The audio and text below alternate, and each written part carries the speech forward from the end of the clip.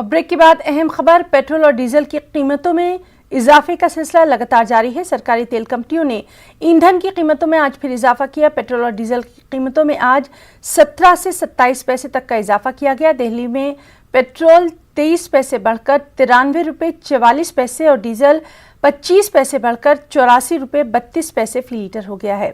वाज़ेह है कि एक महीने के अंदर पेट्रोल और डीजल की कीमतों में ये 13वीं मरतबा बढ़ोतरी की गई है। दिल्ली की बात करें तो पेट्रोल 3 रुपये और डीजल 4 रुपये तक महंगा हुआ है। वहीं कुछ शहरों में पेट्रोल की कीमत 100 रुपये तक जा पहुंची है।